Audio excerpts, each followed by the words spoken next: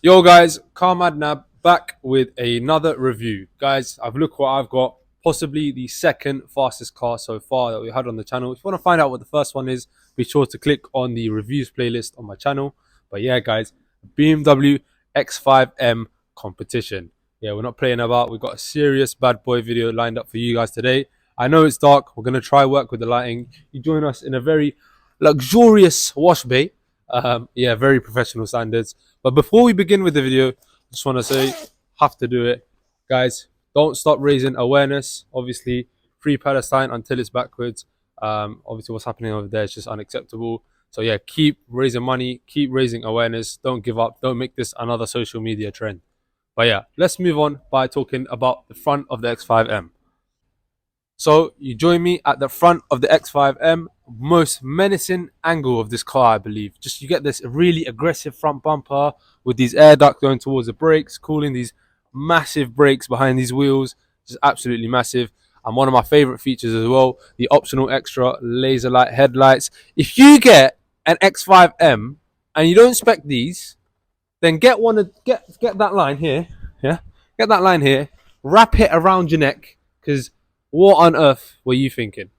Anyway, yeah, you get these really nice gloss black kidney grills, double slats as well. Obviously, BMW have moved for the vertical slats. I much prefer these. Again, they're just the traditional BMW look. I think this is way better looking in general than the LCI.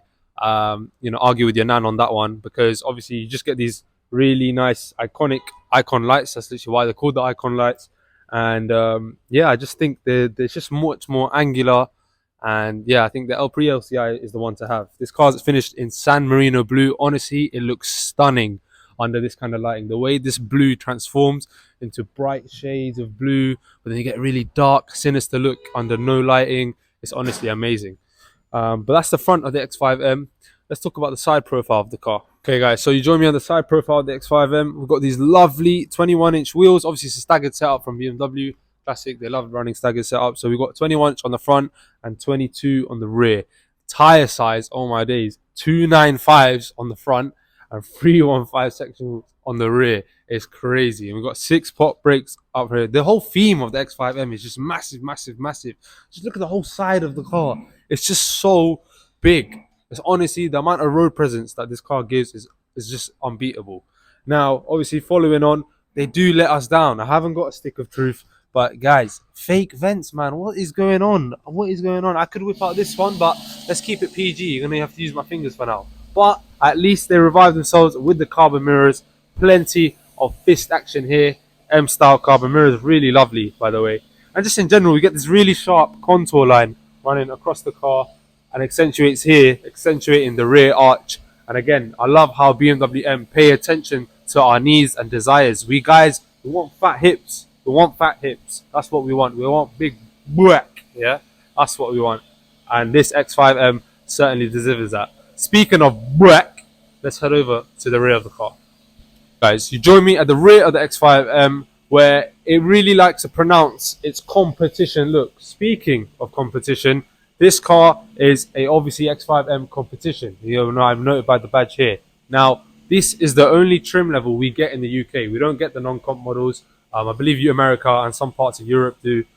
Just basically softer suspension, a bit down on power, and just a little bit less aggressive in terms of looks. But yeah, we just get competition as standard.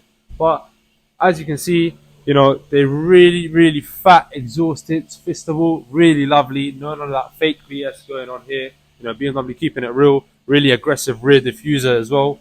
And one really cool trick about the X5 platform in general, they've stayed true to their heritage with the boot. As you can see, split tailgate. As you can see, all electrically operated. Yeah, this cover is, I believe it's meant to come down with the car. And in general, boot space is very, very large. You know, it is just a 5-seater option with the X5M. You cannot get it as a 7-seater. But as because of that, you get plenty and plenty of boot space. I'll put a figure up over here, you know. And you can also use this as a little rest, you know. And fun fact, the new X5M, people get confused. You know, it's going to come with the S68, and people are thinking that's what's going to come in the Range Rovers with the Range Rover SV. but actually it's not. It's going to come with the N63. But in general, BMW sharing those engines, you know, it's not just the first time BMW and Range Rover have had something in common. In fact, BMW, when they originally made the X5, they actually owned Land Rover. And this is where this split tailgate design actually comes through, which you close with the button like this, and it shuts away, just like that. Pretty cool, one of the best features about the X5. But yeah, that's the rear of the car. How about we take a look about inside? So guys, you join me in the cabin of the X5M, and my gosh guys, it's a lovely place to be. You know, we've got optional extended leather, merino leather, you know, got it on the dash, we've got it, you know, in the door cards as well with the perforations. Honestly, it looks so nice, you know, especially this combo, you know. We've got the Silverstone leather with the San Marino blue paint. It literally looks so nice. Honestly, this is this exact spec I would have on my X5M. But yeah, you know, it really holds a sort of competition theme across throughout the car, you know, especially with these seats that you often see in the F90 M5.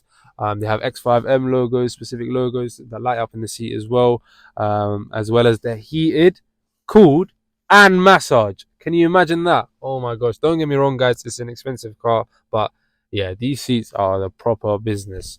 But yeah, in general, in terms of seating position, I wish they could go a bit lower. The bolsters do hold you in place, which is nice. But yeah, I just do wish they could sit a little bit lower. But at the same time, we are in an SUV. So you do want to sit sort of high and you want to sit over peasants and stuff, you know, since you're in an X5M competition. But yeah, one thing I will complain about 100% though is the fact that this steering wheel, yes, it's electrically adjusted, but unfortunately it won't go any lower. So when you want to do the it's not really going to work out. But yeah, keeping on with that sort of competition theme, we've got carbon fiber trim pieces everywhere. You know, everywhere you look, carbon fiber. That's literally the gesture control pinging off, which I'll show you later on as well. But yeah, in terms of cubby spaces, you know, we've got this nice little split armrest as well. You know, so decently size again for an SUV of this size. We've got a decent glove box, and again, SUV size door bins, which is good for your drinks. Oh yeah, speaking of drinks, we've got heated and cooled cup holders. That is, again, what a sick feature. Really in love with that. But yeah, as I said earlier, gesture control. This is BMW's iDrive 7. This is where they peaked, I believe. You know, iDrive 8 is the sort of curved screen that you see in the sort of G80 M3s and stuff. And I'll be honest, guys, they moved the climate control buttons into the iDrive system. That's just such a faff, you know what I mean? This infotainment is the best in its class. Forget MBUX, forget Audi, you know, this is the best in the business. Look how much choice you have. You have gesture control, you know, if you want to increase your music, if you want to decrease it, you just use your hands. Or, you know, obviously they've got a nice little volume button here, and then you can also use touchscreen, you know, to access the menus and stuff. Then you got a rotary dial here, and you can also use touchscreen on the rotary dial. Like, the choice is endless. This is what we want, guys. You know what I mean? Stop limiting us to just dusty fingerprints on the screen where I have to heat up my bum. I got to bloody touch 5,000 bloody screens in the screen. Like, stop it. Give me a button. Look, heated seats. That's it. Boom. You know what I mean? Why do I have to go through a million menus nowadays in new cars? Ridiculous. I don't like it. We need to go back to this. BMW, please, please, please, please, please give us back buttons. Thank you. But yeah, in terms of easier to use, it's again, because there's so much choice, it's very easy to use. In terms of the digital cockpit, I will admit maybe Audi is a bit better in terms of that. But once you get used to the sort of reverse rev counter, then it's still pretty intuitive to use. You can still display your maps and stuff. It's just, again, it's just a little bit dim. But at least you're brightened up with this lovely layers of ambient lighting. Again, our guys mentioned the pre-LCI. I would have this. This is the pre-LCI because you have so much more ambient lighting. All of this ambient lighting is gone in the LCI. You just replace with the inbuilt trim of the X5M, which is ridiculous. You know, this car should have this amount of ambient lighting. It's off right now, but I'll show you a little clip as well. Because we've got the upgraded Bowers and Wilkins sound system, you can actually daylight up as well. It's just so nice at night to drive around, and you can choose so many colors. It's a really, really nice place to be. Speaking of nice place to be, you guys think it's nice in the front. Wait till you join us in the rear. So guys, you join me in the rear of the X5M, and again, like I said, you thought the front was a nice place to be. This is an even nicer place. Headroom, of course, you have ample amounts of headroom unless you're a massive cock. Then obviously it's just going to be a huge ass cranium. hitting the headliner. Headliner, by the way, is Alcantara. This car is spec with the Ultimate Pack, so it's got all the bells and whistles thrown at it. This headliner is really lovely, and actually integrated into the headliner we have, speaking of the, as I mentioned before, we've got Bowers and Wilkins speakers all around car, so it actually gives you surround sound. Yeah, so the sound quality is just next to nothing. You know, forget your Burmeister, forget anything else. You know, that's where it is meant to be. But yeah, obviously width wise as well, it's quite good. There's not that much of a transmission tunnel, which is also good. And as you guys can see, we've got heated seats, rear zone climate control, and the main party piece of the rear are these lovely screens. You know, you can display satellite television on them. You can even connect them. You know, you got HDMI cable port there, so you can even play games in the back if you really wanted to. But if you don't want to look at the screens, then one thing, forget your East London starlights, all of that.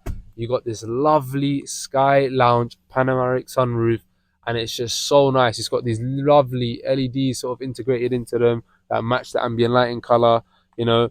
And then obviously one gripe I would say is the front part, that section that actually does open, is quite small. It's more compared to like a sunroof, whereas Range Rover, they do quite well in terms of how big the glass is and how big the portion that opens up is.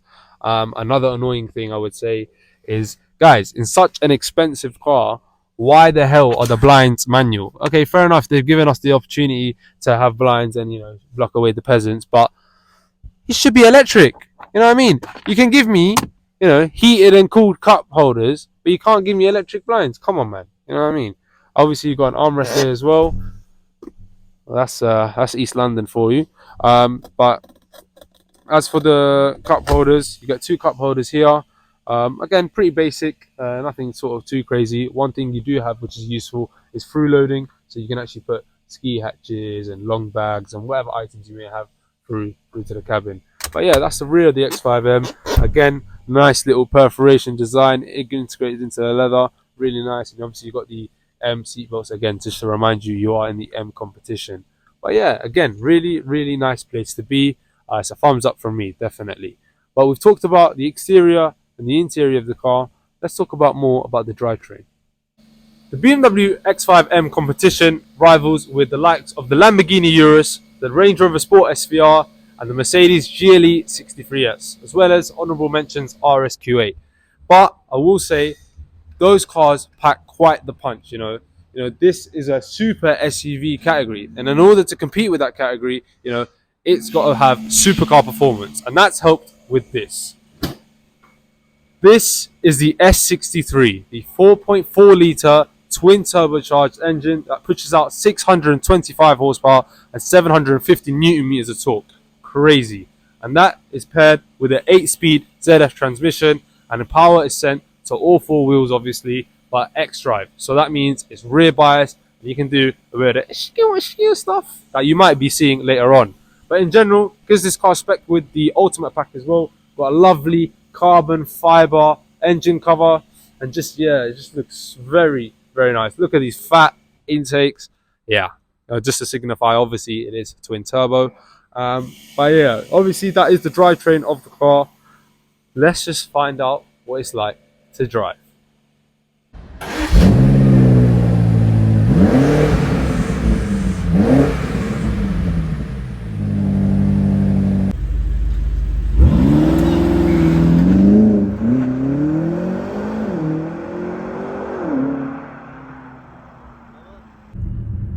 So guys, what is the X5M like to drive? At the minute, we're going to take it chill.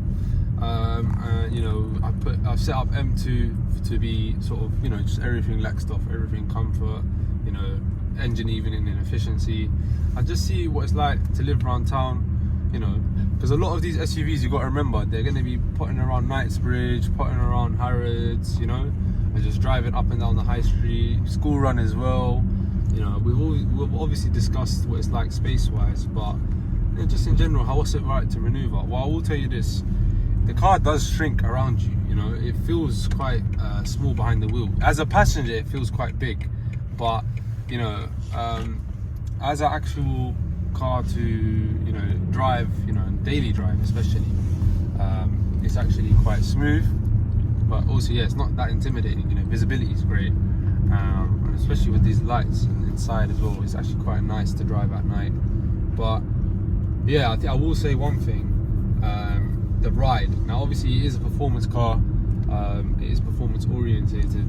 So, you know, whilst the actual overall ride, you know, it does, you know, you sit above high and it tends to give you that sort of floating sensation. It doesn't give you that carpet sensation because you can literally feel each individual wheel picking up all the bumps, and that's with everything slacked off in comfort. When you're pressing on in Sports Plus and stuff, you can really feel it. But, you know, it's not too bad. It's okay to live with, and you know, because these seats are heavily bolstered and, you know, very thick leather, you know, it's still right. I will say one thing though: fuel economy is pretty horrendous. V8, so you know what I mean, compared to maybe X3M or X4M, which has the S58, the 6-cylinder, they're probably a lot better on fuel. But at least, look, steering wheel's light, you know, just normal shuffling, you know, normal one-handed palming the wheel. You know, even when you lax it off, is one thing I really appreciate. At least BMW M did get right. We want our engines in efficiency, but yes, we're tight cunts, okay? We're broke, okay? We want to save money for fuel. So yeah, thank you for at least letting the engine, you know, lack of power, because I've driven AMGs and, you know, they just have comfort, which is still too sort of you know, heavily mapped, boosted and stuff like from daily driving. Whereas this is perfect, you know, it literally lets me coast along.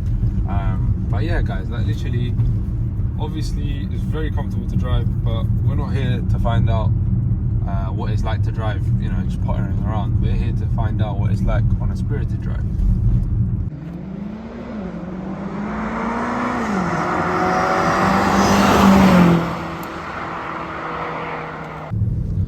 Alright guys, so what is the X5M like on a spirited drive? So to find that out, we've got to click M1 twice. I've set that up for Sports Plus throttle, Sports Plus suspension, comfort steering, because I just feel like Sports is too heavy for the steering, and brake, we've got comfort as well. And then we've got these lovely laser lights keeping ahead of the view. I'm going to flick it into manual by clicking it right. Gearbox intensity, I don't know why it's not letting me change to S3, but I got it S2, so it should be good enough. I'm in 5th gear right now. Let's drop it down a few gears and let's punch it. Oh, the torque from the S63 is just mental. It's honestly crazy how much torque this thing is and how much it loves to rev out. And the brakes, 6-foot up front, well, it's really good. The suspension is actually decently compliant. Oh, we've got a large camber here, and it's not too bouncy. I'm not getting thrown around all over the place. You know, bear in mind, guys, we're in an over 2-ton SUV, and we are moving right now. I'm telling you right now. Oh my gosh! And then look, just chassis control. You can literally feel that rear end moving around.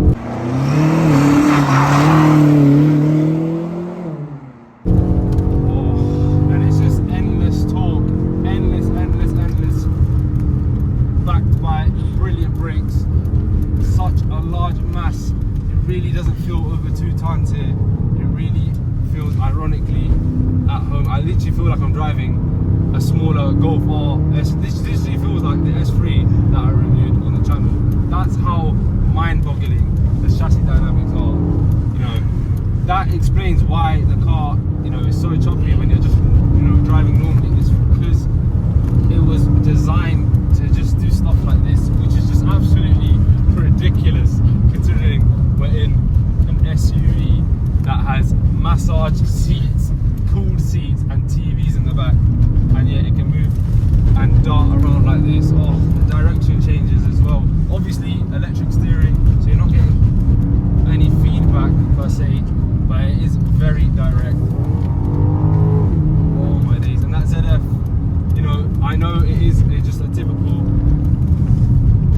torque converter, but you know what? It's still very snappy with the gears, and we haven't even got it in S3.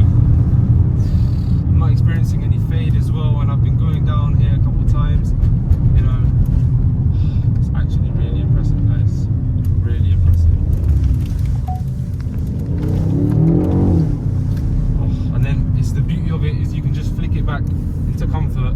You know, press M2, and everything chillaxes. You know, I've got a negotiator roundabout example, and At ease, look at that, one hand steering. At ease. Will it make it round? No. Turning circle is a bit big. At the end of the day, this car is massive. But yeah, guys, really impressive with how composed this car is on the roads. Honestly, really impressive package. That S63 is really just brutal. You know, honestly, the power delivery. There's considering how much power this makes, there's virtually no turbo lag, and it just keeps on pulling. It feels so linear. Like, oh my days. Even look, I can demonstrate this right now. Yeah, put it in M1 again. We put it into like a manual mode. Let's say third gear, 2k revs. You know, maybe even fourth. Yeah, lock it into manual, fourth. You know, we're chilling. And you know, if I roll on the power, or it's already kicked down for me, I have to lock it in manual. But yeah, it's just, oh my days. It's crazy. It's actually crazy what kind of stuff you can do in an SUV this big. This shouldn't exist. This shouldn't exist. Why do people need this? Why do people need a car like this? This is ridiculous, guys. This is actually ridiculous. Do you know what this is? This car is just a testimony to what BMW M engineers can do. They just said, you know what? No one will ever drive this car like this, but we might as well see what it can do. You know, if we throw the bells and whistles at it, what can it do? And mate, they've smashed it out of the park.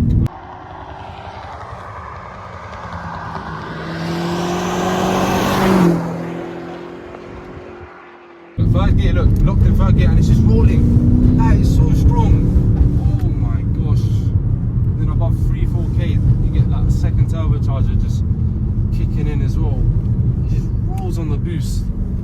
It's not like the S55, you know, the 6 cylinders, stuff like that, where they like to sort of dump all the torque load down and upset the car. No, this is very progressive, but very ridiculous. Like, it just chases that top end, which is really surprising for a turbocharged V8. I'm really impressed. Really impressed. But yeah, guys, I'm gonna just shut up and enjoy the car, and I'll probably throw in some more driving tips as well.